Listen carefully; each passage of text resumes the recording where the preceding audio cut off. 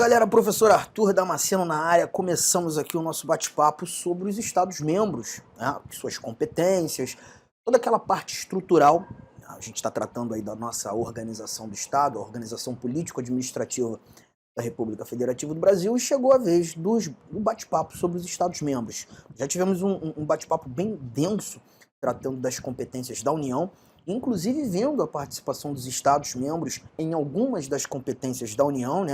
Por exemplo, a competência concorrente, onde nós já temos ali uma atuação efetiva dos Estados legislando, assim como na competência privativa da União, o Estado tem a oportunidade de receber delegação, competência legislativa para legislar sobre aqueles assuntos que foram reservados para a União, assim como também na competência comum.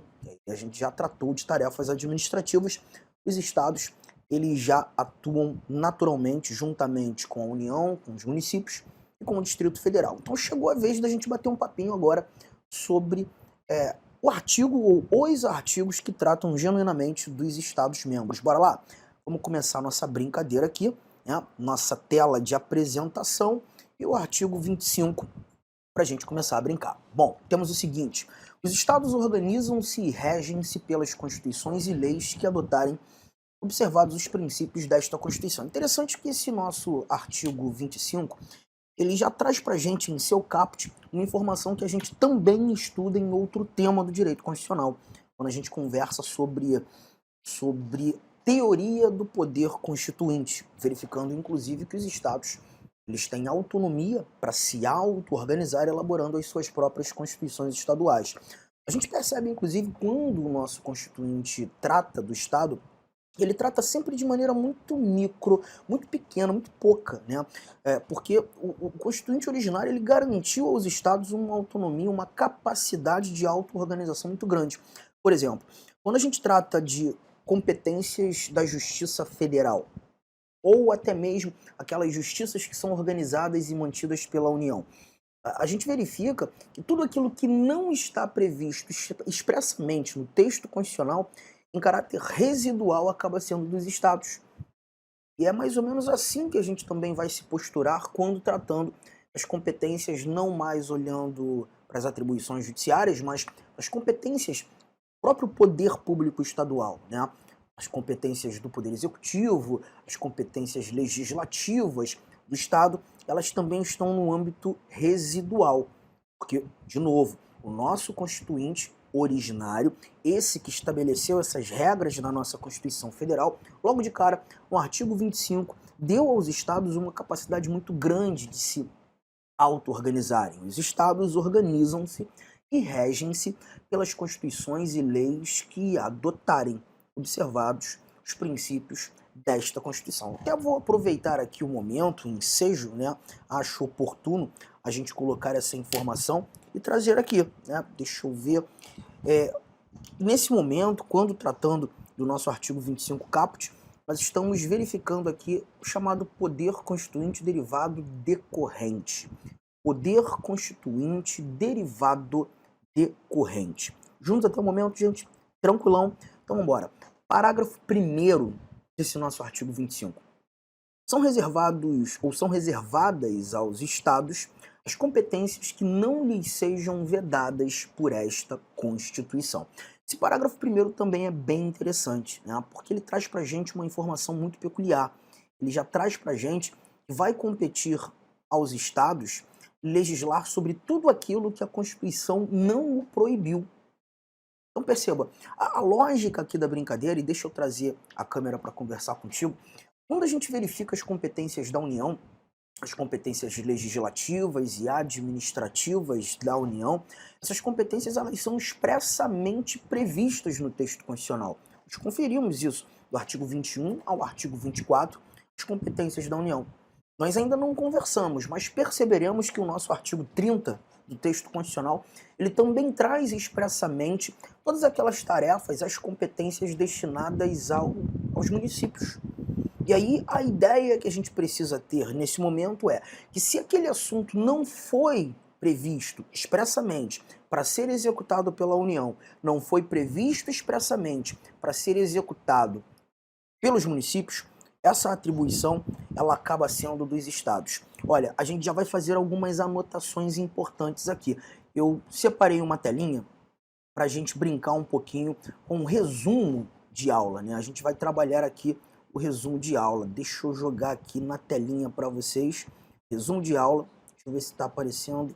Espera aí. Tá aqui na telinha. Vamos embora? Bom, deixa eu pegar esse nosso artigo 25, parágrafo 1º, e jogá-lo aqui só para a gente fazer um primeiro comentário. Esse comentário que a gente já traz para cá, artigo 25, parágrafo 1º, é justamente sobre a primeira tarefa destinada aos estados e como a gente deve entendê-la. Aqui a gente está verificando a chamada competência residual, que também pode ser chamada em algumas provas como competência remanescente, competência residual ou remanescente dos estados. Essa linha de raciocínio a gente acaba percebendo que tudo aquilo que não é proibido ao estado, tudo aquilo que não foi vedado a ele, passa a ser dele. Então perceba, gente, se a Constituição destinou para a União, se a Constituição destinou para o município, essa competência não pode ser exercida pelo Estado. Mas se porventura aquela tarefa não foi destinada à União, não foi destinada aos municípios, ela passa a ser dos Estados-membros. Essa é a primeira orientação do que tange as competências dos Estados que a gente guarda. A tal da competência residual, também chamada de competência remanescente. Só que tem um detalhe importante. O nosso Constituinte originário, ele não apenas garantiu essa competência residual aos Estados. Nós não temos apenas esse campo da residualidade a ser abraçado pelos Estados. Os próximos dois parágrafos que nós encontramos aqui no nosso artigo 25, eles vão trazer para a gente duas atribuições que foram expressamente previstas no texto constitucional. Parágrafo 2º, parágrafo 3º. E por que essas duas competências, esses dois parágrafos foram expressamente previstos, destinados aos estados, se porventura já entendemos que a regra geral das competências estaduais está no âmbito da residualidade? Porque se esses dois parágrafos não fossem aqui anotados, se eles não fossem aqui colocados, destinados aos estados, nós certamente entenderíamos que essas competências deveriam ser exercidas por outras unidades da federação. E você vai perceber comigo, lendo esse nosso primeiro parágrafo 2º. Cabe aos estados explorar diretamente ou mediante concessão os serviços locais de gás canalizado, na forma da lei, vedada a edição de medida provisória para sua regulamentação. A palavra mais importante desse teu parágrafo 2º, por incrível que pareça, é locais. A palavra locais. E por quê, Arthur? Porque quando a gente começar a trabalhar as atribuições dos municípios, e nós já discutimos algumas coisas relacionadas aos municípios quando tratando das competências da União, a gente percebe que os municípios, eles legislam sobre assuntos de interesse local, os municípios têm uma competência legislativa específica, que é legislar sobre todo e qualquer assunto que para eles apresentem o interesse local. Você lembra disso? Pois é, a palavra local, ela já nos remete ao município. Inevitavelmente a palavra local nos conduz a município. E aqui a gente está verificando, nesse nosso artigo de número 25, parágrafo 2º, a palavra local. Você pode até conferir aí agora na sua Constituição, eu infelizmente não tenho aqui para te mostrar nesse momento, mas o artigo 30 do texto constitucional, ele vai trazer para a gente 9 incisos que demonstram ali as competências dos municípios. E, salvo engano, o inciso 5º ele diz que compete aos municípios prestar os serviços de interesse local. Então nós temos uma administração municipal, nós temos um poder público municipal, uma máquina administrativa municipal competente para exercer suas funções. Toda e qualquer função, todo e qualquer serviço que apresente o interesse local. Só que nesse caso, quando lendo o parágrafo 2º, a gente percebe que aqui os serviços locais de gás canalizado não estão nas mãos dos municípios. Estes serviços passaram a ser competência dos estados. Então perceba, a anotação que a gente traz para esse parágrafo 2º, eu vou lançá-lo no seu material também, e a mesma informação vai servir para o nosso parágrafo 3º que nós não lemos. Eu já estou trazendo você aqui novamente no nosso resumo de aula, colocando aqui, ó, que nós temos a tal competência, ou competências enumeradas, é assim que nós chamaremos nosso artigo 25, parágrafo 2º, e também o nosso artigo 25, parágrafo 3º. Essas são as duas competências dadas aos estados que foram categoricamente apresentadas de maneira expressa no texto constitucional. E por quê, Arthur? Porque se nós não encontrássemos essas duas competências expressamente previstas no texto constitucional como de competência dos estados, certamente elas não seriam atribuições dos estados, elas seriam atribuições dos municípios. Ah, mas o parágrafo 3º você ainda não leu, ele também vai trazer para a gente essa informação do local, interesse local, atividade local, serviço local? Não, mas perceba o que nós encontramos aqui no nosso artigo 25, parágrafo 3º. Os estados poderão, mediante lei complementar, instituir regiões metropolitanas, aglomerações urbanas, micro-regiões constituídas por agrupamentos de municípios limítrofes para integrar a organização, o planejamento e a execução de funções públicas de interesse comum. As regiões metropolitanas são aqueles municípios limítrofes, ali que estão localizados próximos ou ao lado, né, do município que se mostra a capital do estado. As aglomerações urbanas, elas são muito próximas com as regiões metropolitanas, mas muitas vezes distantes da capital do estado. Um belo exemplo é lembrar da Baixada Santista, que certamente você já ouviu falar ou até já teve a oportunidade de visitar. Ali você tem um distanciamento gigante da Baixada Santista da região metropolitana do estado de São Paulo, mas ali você também tem uma aglomeração urbana. E a ideia de aglomeração urbana é você encontrar e enxergar, assim como nas regiões metropolitanas, uma continuidade de urbanização. Então você tem essa continuidade. Não sei se você já reparou, e quando você está ali passeando pelos municípios que compõem a região metropolitana do teu estado, ou até mesmo os municípios que compõem uma aglomeração urbana, a única coisa que te faz perceber que você já está em outro município é que mudou a cor do poste, ou a cor do paralelepípedo, porque ali você tem uma continuidade urbana, o que a gente chama de conurbação. Agora, quando nós tratamos de uma micro-região, aí já é diferente, são aqueles municípios limítrofes que apresentam particularidades muito próximas, né? E muitas vezes localizados num determinado ambiente daquele estado. Mas olha que barato, gente. Seja uma região metropolitana, seja uma aglomeração urbana, seja uma micro-região, serão constituídas por agrupamentos de municípios limítrofes, municípios que fazem limite para integrar a organização, o planejamento e a execução de funções públicas de interesse comum.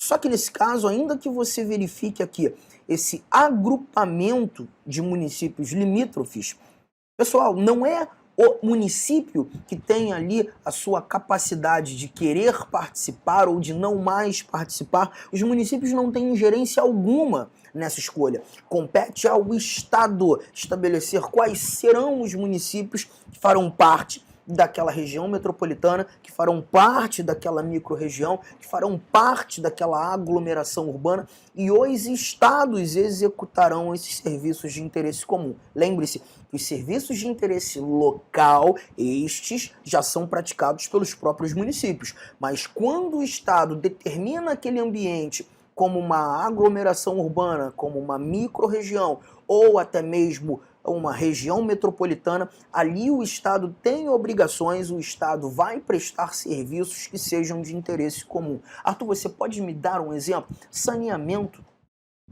O saneamento básico é um serviço que se mostra de interesse comum, os municípios farão, mas os estados também têm as suas obrigações. Percebeu? Então, gente, voltando aqui nas nossas anotações das competências dos estados, percebi que o nosso artigo 25, parágrafo 1º, ele traz como regra geral a tal da competência residual.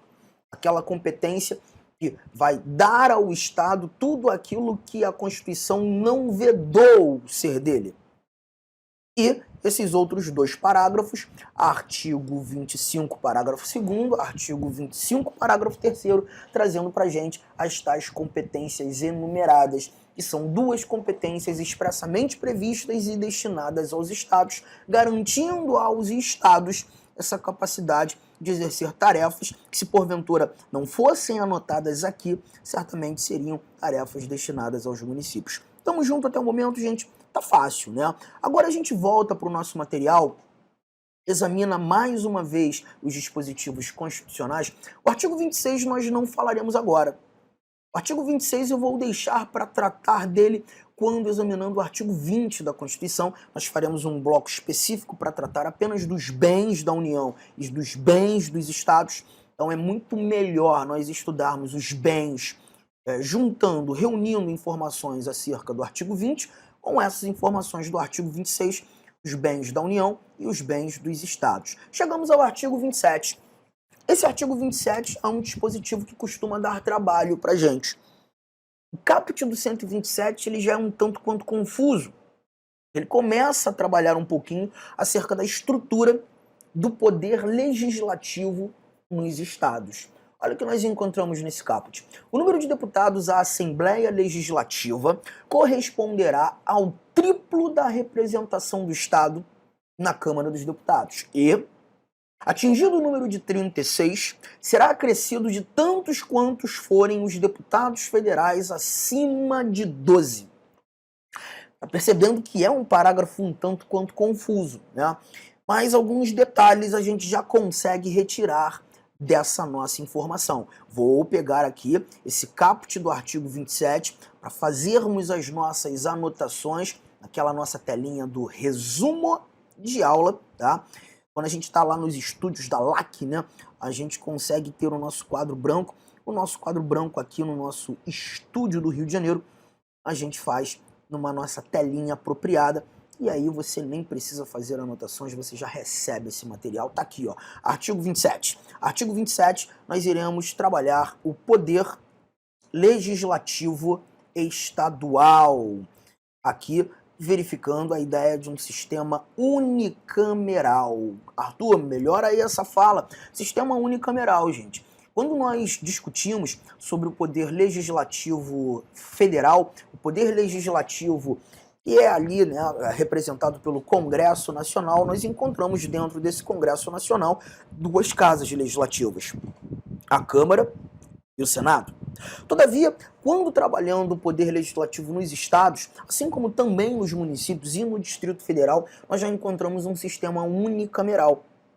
Todo estado terá uma única casa legislativa que será composta pelos deputados estaduais. A composição dessas casas legislativas estaduais, as tais assembleias legislativas, nós começamos a entender com essa informação aqui. Bom, perceba a primeira recomendação que o nosso artigo 27 nos apresenta. O número de deputados que vai compor essa Assembleia Legislativa, então a gente está tratando dos deputados estaduais, corresponderá ao triplo da representação que esse estado tem lá na Câmara dos Deputados. Então, esse é o primeiro detalhe. A gente conseguir saber a quantidade de deputados estaduais que atuarão na Assembleia Legislativa daquele estado, vai ser importante sabermos quantos são os deputados federais que representam esse mesmo estado lá em Brasília, na Câmara dos Deputados. Bom, se você mais uma vez caminhar pelas linhas da sua Constituição, pega aí teu Vatmegum, pega aí sua Constituição, ou joga aquela abazinha aí da Constituição no seu próprio computador, no seu navegador, você vai perceber que o artigo de número 45, parágrafo 1º da Constituição, 45, parágrafo 1º, ele traz pra gente que o número de deputados federais representando os estados e o Distrito Federal lá na Câmara dos Deputados, o mínimo de 8, o máximo de 70. 8, máximo de 70. E aí a gente percebe que a quantidade efetiva, quantos deputados irão estar ali efetivamente representando esse Estado, vai depender da quantidade populacional que cada Estado apresenta.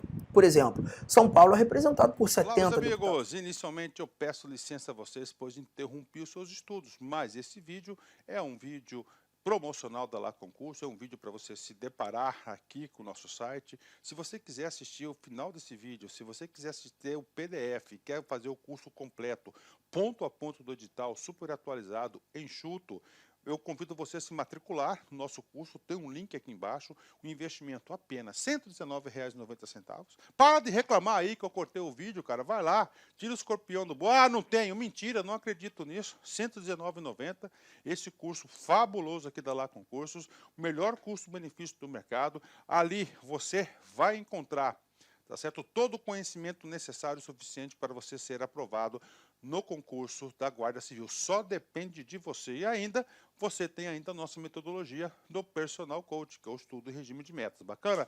Vamos lá, vem estudar com a gente aqui na Lá Concurso. Forte abraço, fique com Deus. Tchau, tchau.